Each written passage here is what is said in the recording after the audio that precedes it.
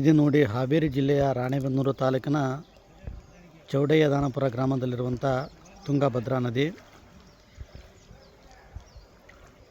ಶಿವಮೊಗ್ಗ ಮತ್ತು ಭದ್ರಾವತಿ, ಚಿಕ್ಕಮಗಳೂರು ಸೇರಿದಂತೆ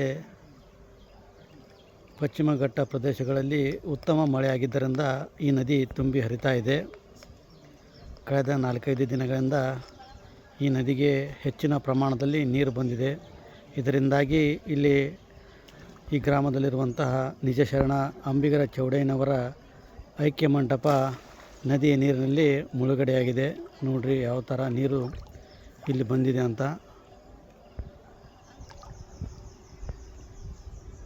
ಇಲ್ಲಿ ಮೇಲೆ ಮುಕ್ತೇಶ್ವರ ದೇವಸ್ಥಾನ ಇದೆ.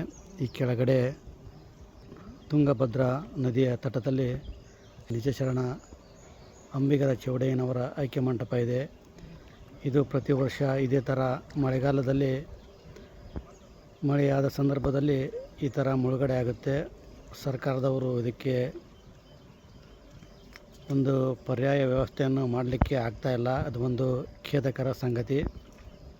ನೋಡ್ರಿ ಯಾವ ಥರ ಈಗ ಶರಣ ಅಂಬಿಗರ ಚೌಡಯ್ಯನವರ ಐಕ್ಯ ಮಂಟಪ ನೀರಿನಲ್ಲಿ ಮುಳುಗಡೆ ಆಗಿದೆ. ಇಲ್ಲಿಂದ ನೀರು ಹೊಸಪೇಟೆಯ ತುಂಗಭದ್ರಾ ಡ್ಯಾಮ್ಗೆ ಈ ನೀರು ಹೋಗುತ್ತೆ.